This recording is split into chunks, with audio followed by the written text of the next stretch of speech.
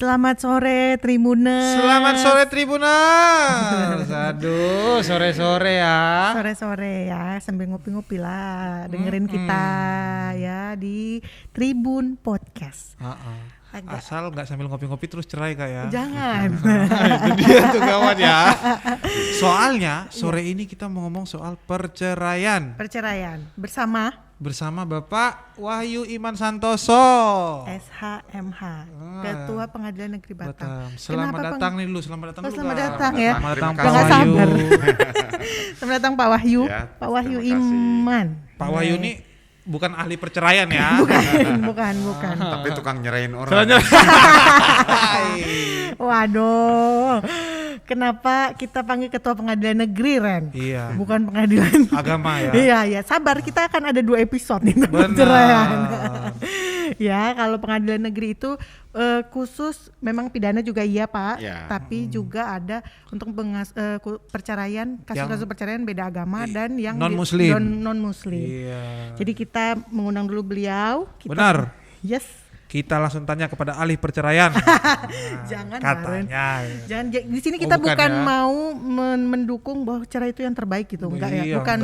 jangan. Atau kita mau memberikan jalan bahwa ini loh jalan untuk cerai, Iya. bukan ya? Bukan juga membantu administrasinya ya. Jadi ini tips dan trik buat tribuners yang mau cerai. Kurang ajar. Bukan ya? Bukan. Oke, Kita kalau penasaran begitu. aja nih dengan perceraian yang gimana sih warga Batam, Pak? Nah, itu yang buat kita ini Nah, kan, soal katanya perceraian. nih naik nih Pak semenjak pandemi. Ya. Iya gitu. Memang ada tren naik ya Pak? Kalau dari 2019 sejumlah 185 angka gugatan cerai yang dilayangkan di pengadilan negeri, dan di 2020 ada sekitar 220 menurut data yang kami terima. 220. 220, jadi ada kenaikan kurang lebih sekitar 20%. Dan ini kita nggak tahu 2021 ada meningkat angka perceraian atau tidak. Tetapi kalau melihat gelagatnya dari perkara utang piutang yang warga Batam yang utang pada BPR, ketika kami melihat datanya, angka perceraian itu sepertinya karena COVID ini jadi meningkat. Meningkat ya, Pak? Ya, Karena COVID ya. Iya, mungkin banyak faktornya kali ya. banyak faktor. Banyak faktor. Tapi sebenarnya selama 1 tahun kemarin rata-rata nih Pak, kasusnya itu karena apa nih? Nah ini menarik karena banyak faktor gugatannya. Saya lihat itu ya. Contekan ya boleh Pak. nih, Boleh. langsung Nah, ini datanya. fakta-fakta nih, langsung data. Jadi Kasus Perceraian. kebanyakan itu ini kayak yang saya baca ini tadi saya teliti karena perselingkuhan. Perselingkuhan. Aduh, sakit. Karena perselingkuhan ya Pak? Ya, salah satunya itu terusan karena faktor ekonomi juga. Oke. Artinya tidak memberikan nafkah lagi lahir batin, ya kan. Terus kebanyakan sih faktor percekcokan yang tidak bisa diselesaikan. Oke. Nah, percekcokan itu apakah kaitannya dengan ekonomi atau tidak, kita belum sampai sejauh itu. Cuman yang didalilkan oleh mereka adalah percekcokan yang terus-menerus. Masalah internal berarti. Masalah internal. Tapi yang lebih banyak tuh sebenarnya kalau di pengadilan negeri itu ada juga yang talak dengan gugat atau semuanya tetap aja gugatan gitu. Jadi begini, cerai talak itu hanya dikenal di hukum Islam. Oke. Tentunya di pengadilan Agama. agama. Karena suami ketika sudah mengucapkan talak 1, talak 2 atau talak 3 itu diikrarkan di pengadilan. Nah, kalau di negara-negara tertentu kayak misalnya tetangga kita Malaysia, ada yang bisa katanya cerai lewat SMS dulu atau WhatsApp gitu loh. Cerai kita, itu udah talak cerai? 1, Oh, udah itu udah cerai. talak 1. Iya. Oke. Ya kan, tapi kalau di Indonesia kan harus datang ke harus datang ke pengadilan. Tidak bisa serta-merta hanya mengatakan kamu saya talak 1, kamu talak 2, nggak bisa. Itu harus melalui pengadilan. Dan di kami tidak dikenal, di pengadilan negeri tidak dikenal istilah Talak. cerai talak, tidak mungkin, tidak ada. Tetapi yang dikenal adalah gugatan cerai di kami. Gugatan cerai. Kalau di pengadilan negeri ya. Ya. Iya, karena ada pengadilan negeri ya. Sebenarnya lebih banyak nih, saya penasaran lebih banyak yang ceweknya yang menggugat atau cowoknya yang Cowoknya. menggugat. Kebanyakan ibu-ibunya. Waduh, ibu-ibunya Berarti ya. yang selingkuh cowoknya Pak. Ya, Ibu-ibunya udah pada nggak saya tahan tidak ya. berani ngomong seperti itu. Tapi kalau mau dilihat, kadang-kadang kan kondisi perekonomian juga menentukan. Kan Oke, begitu. oke. Berarti ibu-ibu lebih menggugat tren. Iya, Pak. Tadi kan ada di sounding lah. Kalau menurut data dari awal tahun sampai sekarang itu ada total jumlah di pengadilan negeri total Sampai hari ini 60-an. 67, 60. ya 69 lah sampai sore ini Berarti kalau kita tarik rata-ratanya sekitar 20 kasus per bulannya. per bulan ya. Itu kalau di pengadilan negeri ya. Pengadilan negeri. Nah, Iya. kita belum tahu yang pengadilan agama Enggak, ya. betul. Tapi dalam hitungan itu, Pak, tolak ukurnya apakah itu bisa dikatakan besar atau malah kecil? Apa tolak ukurnya, Pak? Kita mengatakan besar dan kecilnya sebuah perceraian kasus. Semuanya menjadi relatif. Saya nggak bisa mengatakan itu besar atau kecil karena di daerah-daerah yang kota yang padat penduduknya, perceraian itu menjadi satu hal yang Wajar. pada Iya, akhirnya. karena Jadi jumlahnya ya. kita tidak bisa mengatakan itu besar atau kecil. Oke. Itu kurang lebih seperti itu. Jadi ada satu daerah, kebetulan di daerah Jawa Barat, itu mempunyai budaya bahwa ketika ketika seseorang itu dalam kehidupan perkawinannya tidak pernah bercerai, itu dianggap belum afdol. Harus bercerai dulu gitu ya. maksudnya gimana? Nah, itu di daerah Indramayu misalnya. Oke. Jadi perceraian di sana akan ditentukan oleh faktor panen. Ketika panen sukses, maka angka cerai akan naik dan angka nikah pun juga akan naik. Makanya kalau mungkin kita bicara perceraian, saya teringat dulu pada waktu era tahun 90-an ada muncul aliran postmodernism dan perkembangan itu menjadi ke pemikiran yang liberal. Jadi maksudnya begini, ketika di lembaga pernikahan ini dianggap sakral, suci, kenapa masih ada perceraian? Oke. Yang salah siapa? Betul. Nah, mereka tidak pernah ada orang pasti menyalahkan adalah pasangan itu sendiri. Oke. Tetapi ada sekelompok orang mengatakan, oh yang salah adalah lembaga pernikahan itu sendiri. Nah, ini sebenarnya sebuah counterpart dalam arti orang selalu menyalahkan ketika terjadi perceraian adalah masing-masing pihak kan seperti itu. Ya kan, tetapi kalau saya mendasarinya adalah pada sudah runtuhnya komitmen untuk hidup bersama. Oh, Oke. runtuhnya komitmen. Ya. Berarti Sudah tidak konsisten. tidak konsisten ya. Iya. Tapi gini Pak, yang menjadi pertanyaan saya kan tadi juga mengurusin adalah perceraian beda agama. Ya. Sedangkan di negara kita pernikahan yang beda agama aja Nggak susah ya. susah ya. Iya, Nah, gitu. secara hukum. Kalau misalnya saya nikahnya misalnya ada yang nikahnya di luar negeri, terus cerainya di Indonesia nih ya. Emang bisa diterima Pak? Bisa, jadi ada Bisa. ketentuan Ini bukan tips juga ya guys, ini penasaran.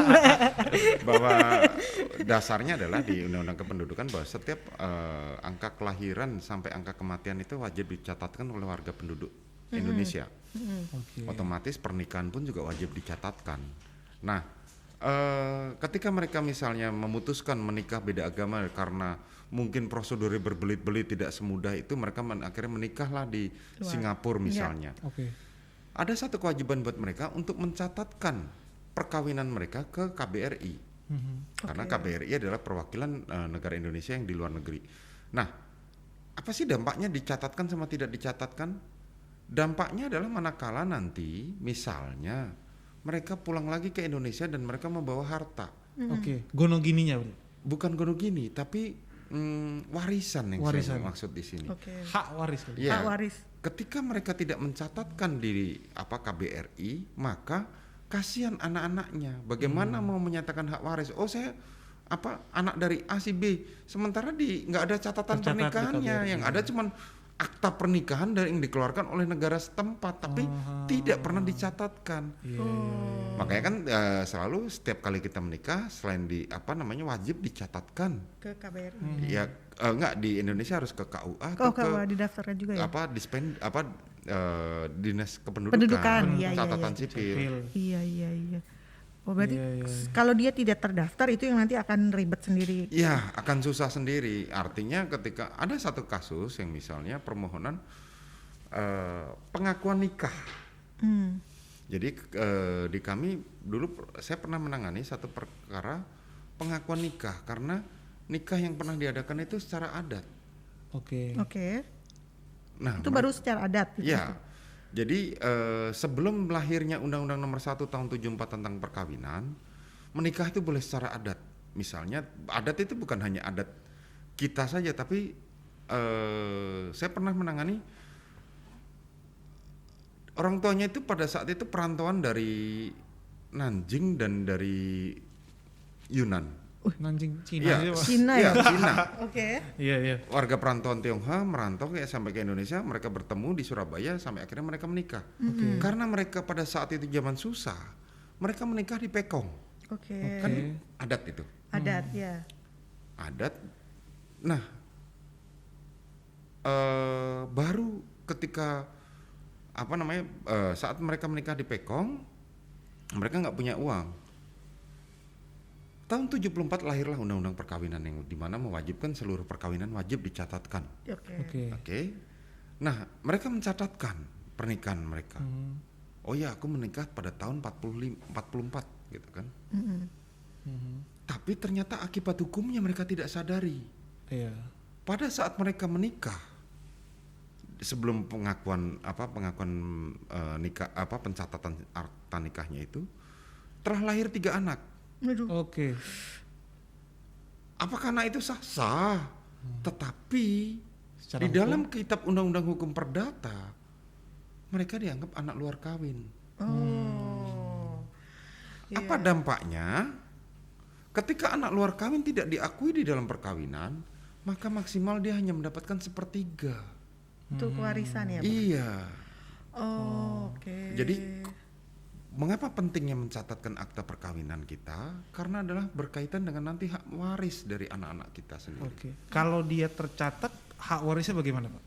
Ya, dia mendapatkan penuh. Penuh, ya? Artinya misalnya gini, kalau Oke. hukum KUH Perdata mengatur bahwa bagian masing-masing misalnya anaknya 2, masing-masing mendapat hak yang sama. Oke. Tapi kalau 1/3 ya 1/3 dari Sepertiganya aja tadi. iya, anak luar kawin hanya maksimal mendapatkan 1/3 saja. Oh. Iya, Berarti- iya, itu pentingnya kenapa kita harus mendaftarkan pernikahan kita Iya. ya. Tercatat secara hukum ya. Tercatat secara hukum. Oh. Kalau selama Bapak di pengadilan ya, ada yang rata-rata umur pasangan, maksudnya umur yang bercerai lah. Pak. Bercerai, rata-rata umurnya, Pak. Ya, Umur kisaran berapa sih, Pak? di atas 30-an rata-rata semuanya bercerainya. Jadi artinya setelah mereka mengarungi rumah tangga antara 3 sampai 5 tahun itu paling cepat, terus mereka bercerai. Oh, berarti yang memang kalau bisa dibilang pernikahan itu di angka 5 tahun itu.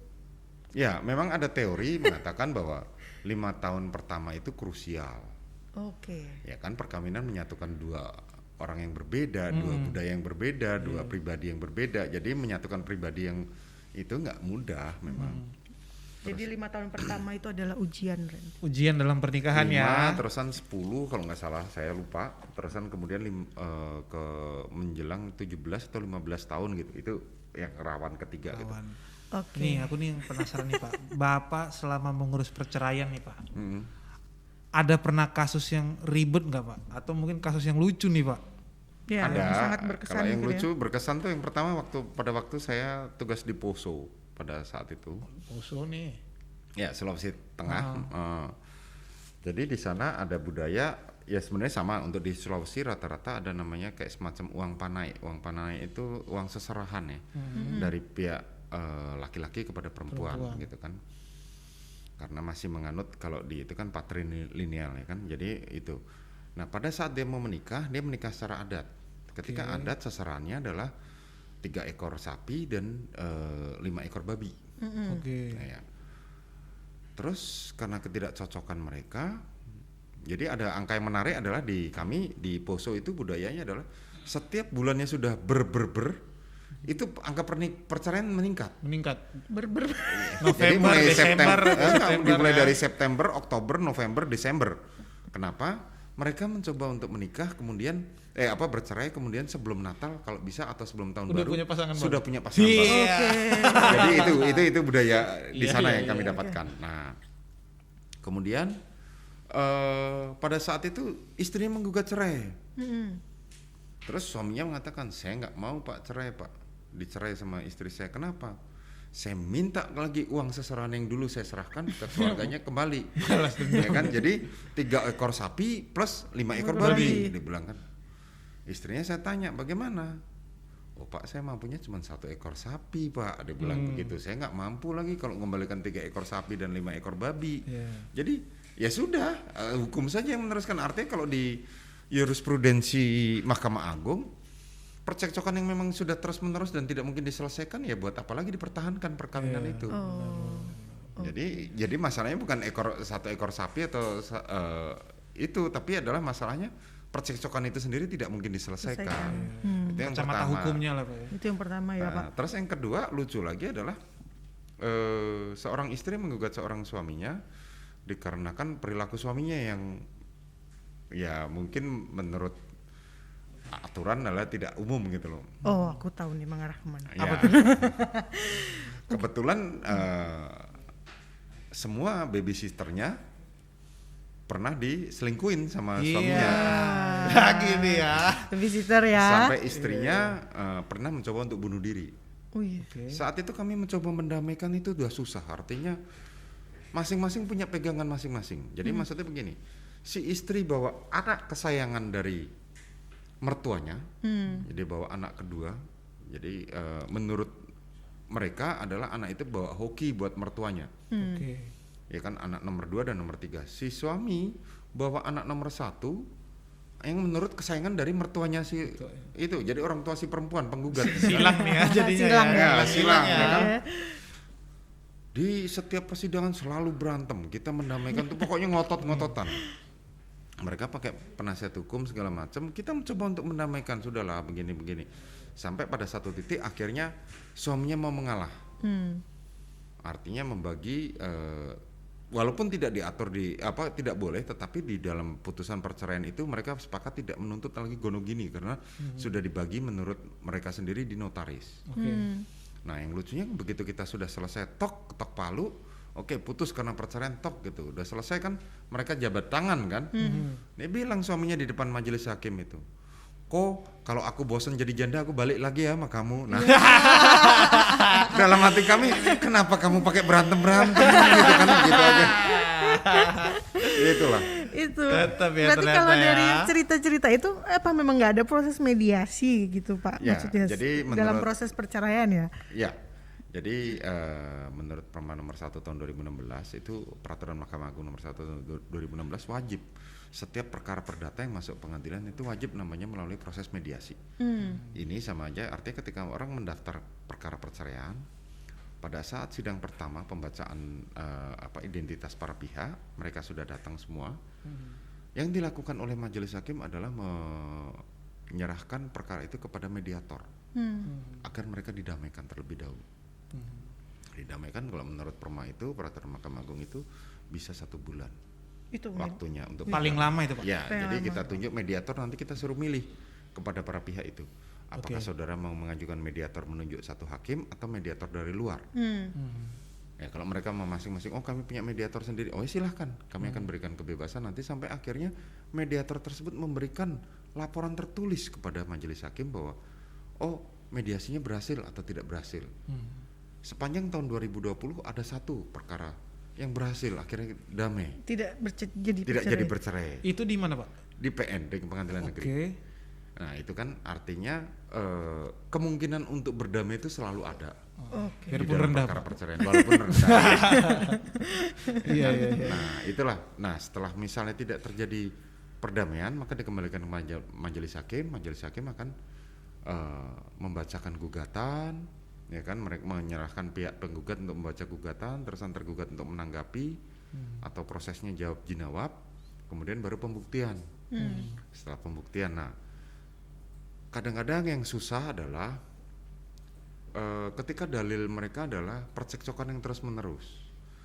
Nah kadang-kadang kan kalau suami istri cekcok itu kan malu diketahui tetangga Iya, atau iya. itu segala Benar. macam kan. Kalau misalnya karena kasusnya KDRT atau karena kasus perselingkuhan mungkin dia bisa mencari saksi luar.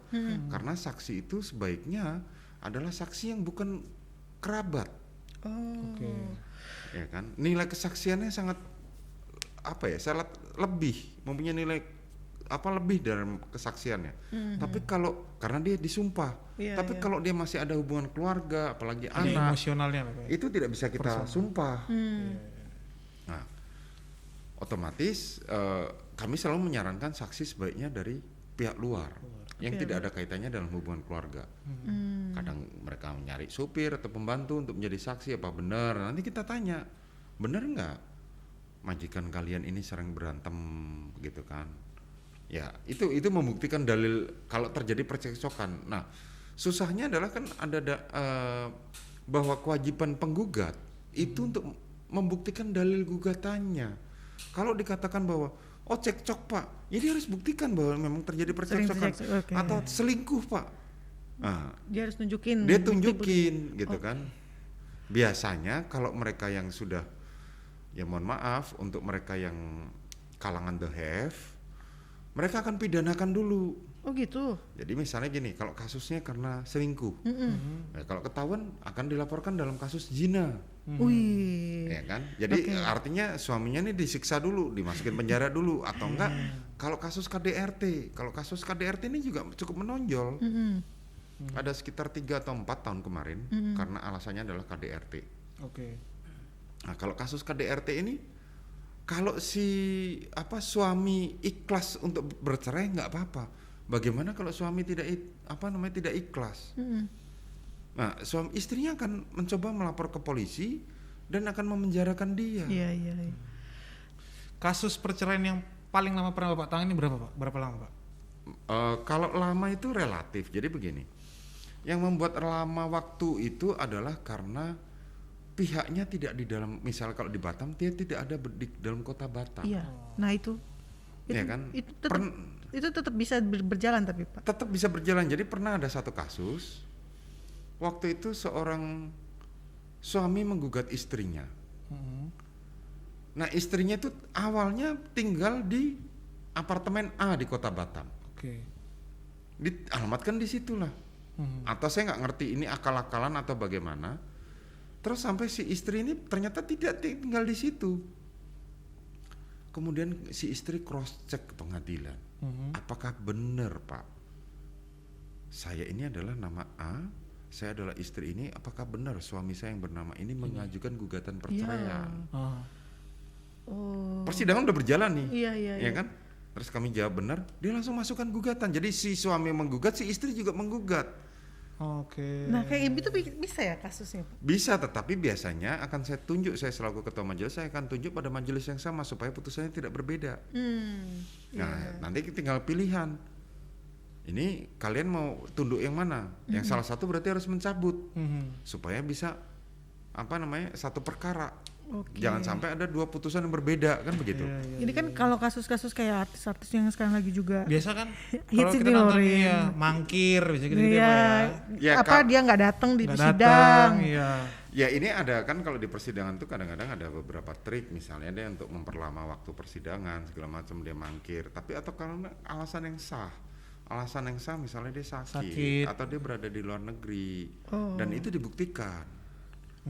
Oke. Sekalipun nanti kalau toh misalnya itu, karena sekarang kan kita sudah ada peraturan Mahkamah Agung yang mengatur tentang sidang online, jadi bisa lewat Zoom misalnya kan. Oke. Dan ini kalau kayak tadi kasusnya, saya si istri meninggalkan rumah sudah 3 bulan, udah 5 bulan, hampir setengah tahun lah misalnya seperti itu, terus tiba-tiba dia mau menggugat cerai dari suaminya ini sendiri, itu bisa berarti ya Pak? Bisa, jadi kan memang kalau nggak salah di buku pernikahan pun juga disebutkan apabila 2 tahun si suami atau si istri tidak pernah memberikan nafkah lahir batin, itu boleh gitu loh.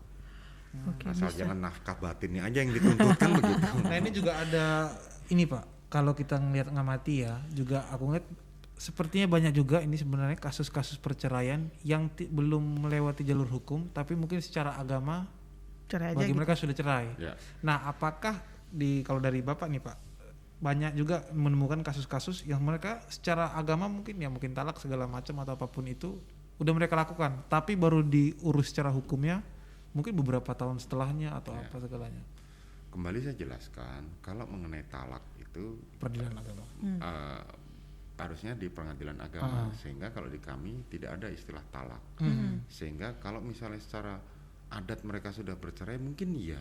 Mungkin ya. Artinya misalnya mereka sudah 3 bulan tidak pernah satu rumah lagi, udah pisah ranjang segala macam. Tetapi kalau yang tadi saudara tanyakan mengenai bahwa ada nggak yang sudah menurut itu ada, tapi bukan karena talak, tapi karena mereka memang sudah Pisah, tidak ada, ya, sudah gitu. pisah, Oke, gitu. oke, Udah oke. pisah ranjang. Jadi bukan karena talak, karena kalau talak kan berarti di pengadilan agama. Oke.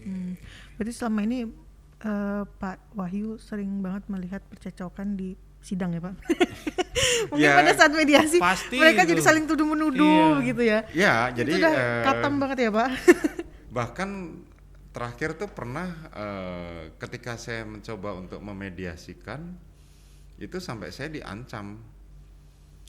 Ini kalau sampai ketua Pak Wahyu ini berpihak kepada istri saya akan lakukan segalanya untuk itu. Sampai seperti itu. Padahal niat saya baik. Pada waktu itu kamu bagaimana tuntutannya? Yang menggugat kebetulan pihak perempuannya. Saya menggugat cerai Pak karena saya nggak tahan dengan perilaku suami saya gitu kan. Karena percekcokan lah. Terus si istri meninggalkan rumah.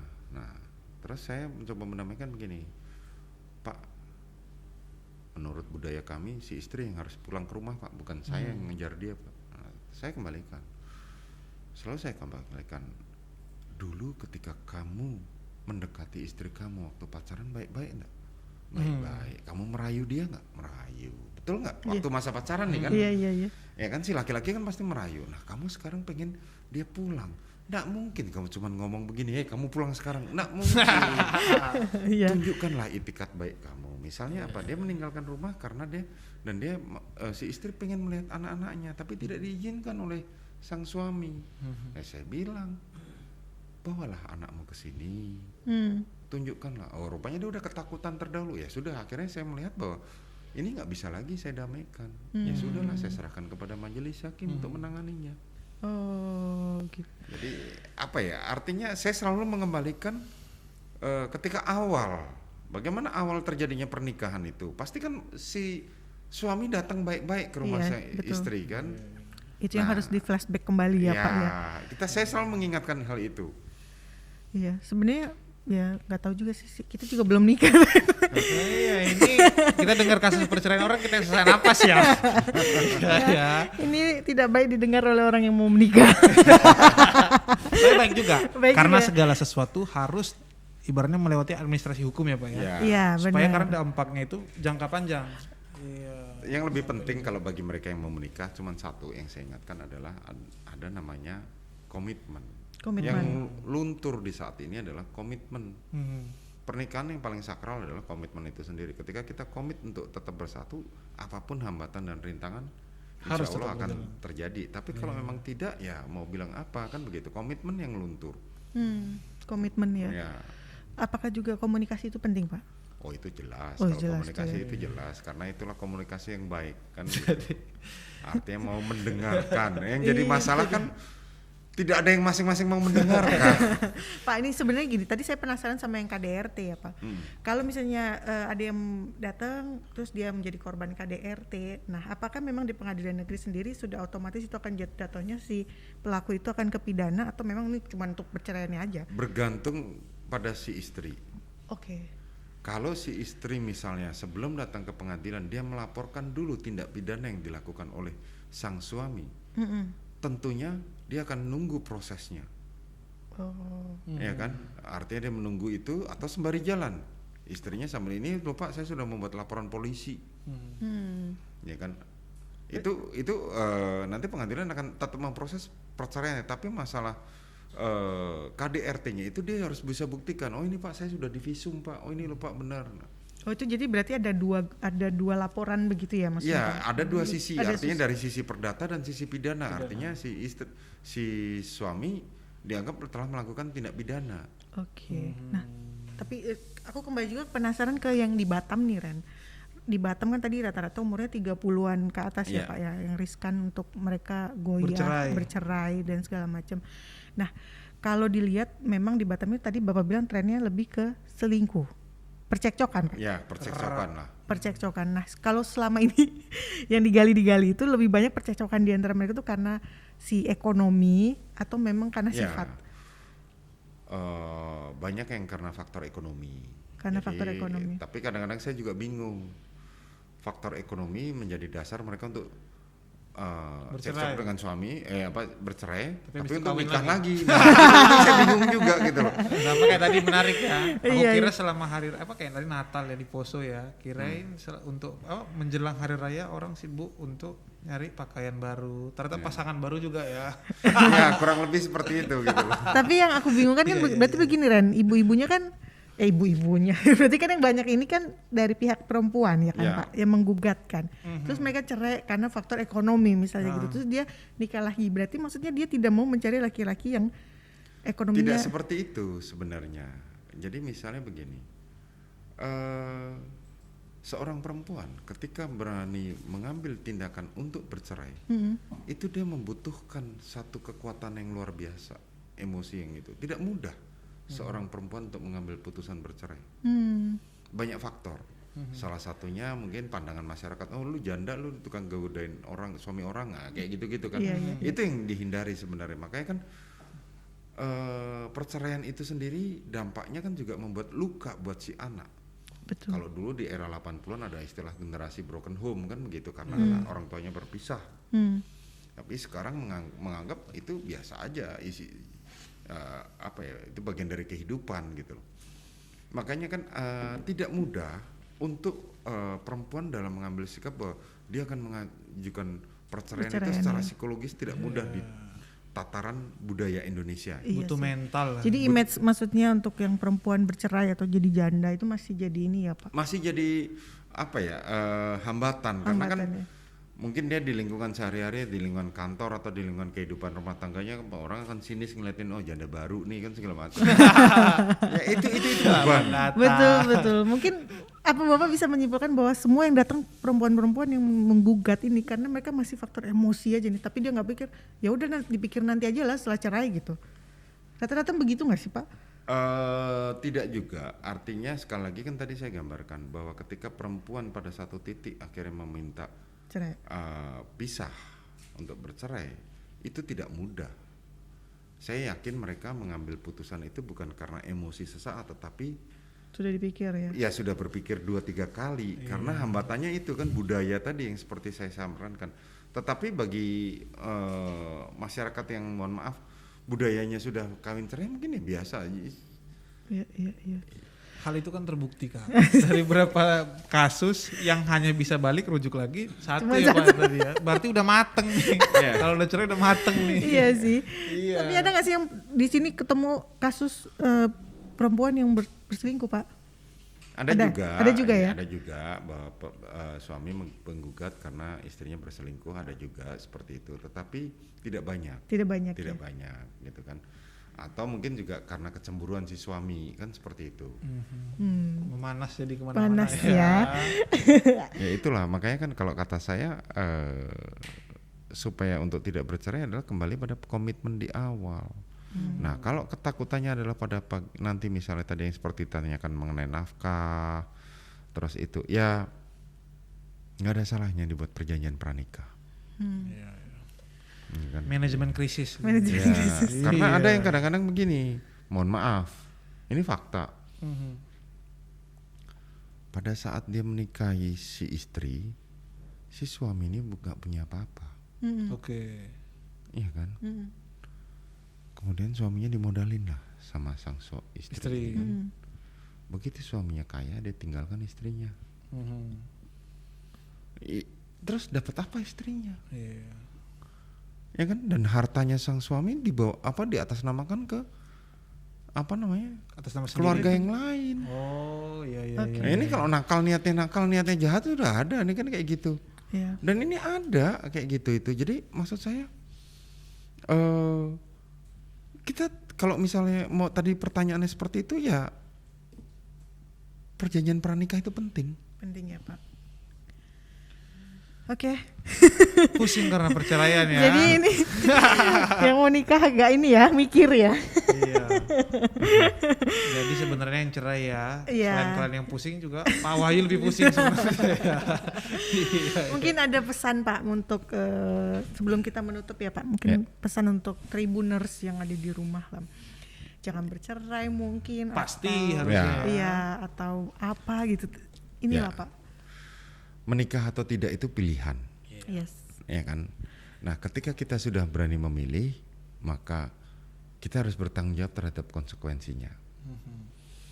Artinya, oh ya, saya mau menikah, saya mau menikahi anak itu. Ya kita harus berkomitmen terhadap hal itu. Yang paling penting adalah komitmen. Yang setelah jadi ada fase-fasenya di dalam pernikahan, namanya ibarat kata mengarungi ombak. Itu kan ada badai, ada kadang lautan tenang segala macam. Nah, kalau komitmennya kuat, saya yakin kok, insya Allah Tuhan akan membantu mencarikan jalan. Ya kan, boleh bertengkar terus, tapi kalau oh ya kita hanya bertengkar aja mempertahankan itu, tapi bukan berarti untuk terus berpisah. Karena ya sebagai contoh kayak misalnya itu tadi yang lagi ngetren nggak sempat saya baca, Melanie Ricardo salah satu artis, dia mencoba untuk berkomunikasi lagi dengan suaminya. Nah itulah artinya komitmen yang kuat. Apakah masih mau mempertahankan perkawinan atau tidak? Dan jangan cepat jangan pernah mengambil keputusan saat emosi. Itu saja. Tunggu tenang, misalnya berantem sama suaminya atau sama istrinya, besok cerai lah segala macam. Coba pikirkan dulu apa dampaknya. Tetapi memang untuk perempuan, saya pernah membaca sebuah literatur bahwa perempuan ketika mengambil keputusan untuk bercerai itu memang tidak mudah. Ya kan, dan makanya saya tidak akan mengecam atau tidak, itu manusiawi. Jadi kembali pada yang paling penting adalah komitmen. Untuk bersama. Yes. Aku pernah dibilang kalau bisa selesaikan masalah jangan pada saat sebelum kita tidur ya Pak. Jangan dibawa tidur ya Pak ya. Sebelum matahari terbenam. Enggak. Kalau dalam berumah ya. tangga tuh jangan sampai kita tidur tuh membawa masalah gitu. Oh iya. Itu kembali pada komitmen sekali lagi. Artinya sekarang kalau misalnya bertengkarnya pas di luar kota antara suami dan istri terpisah ya kan? Ya harus diselesaikan juga itu Pak lewat telepon.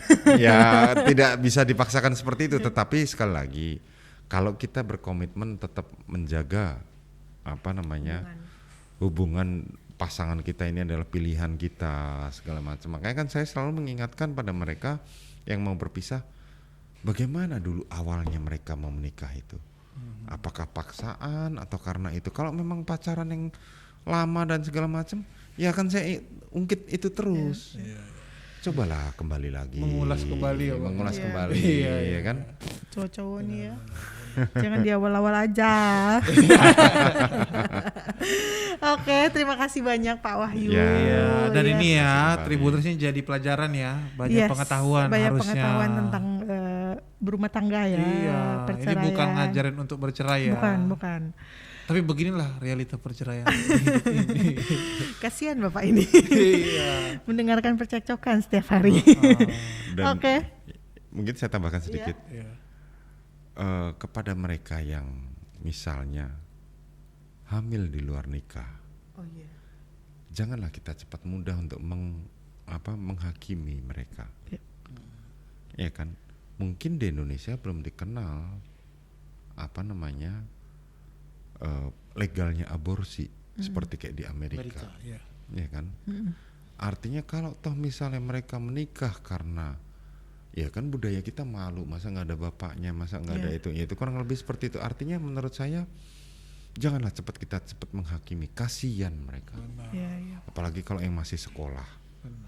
Apakah pernikahan itu menjadi jalan keluar? Kita tidak tahu. Ya kan? Iya. Itu ya. Terima kasih banyak, pasti tidak terasa ya Pak, sudah sejam kita. Hampir sejam. Sepertinya harus kita lanjutkan ke episode selanjutnya perceraian ini. Kita akan membahas tentang topik-topik seru lagi ya. Atau besok episode selanjutnya sama yang bersangkutan kali Pak. Yang mau cerai. Terus pakai topeng. Iya pakai topeng. Iya.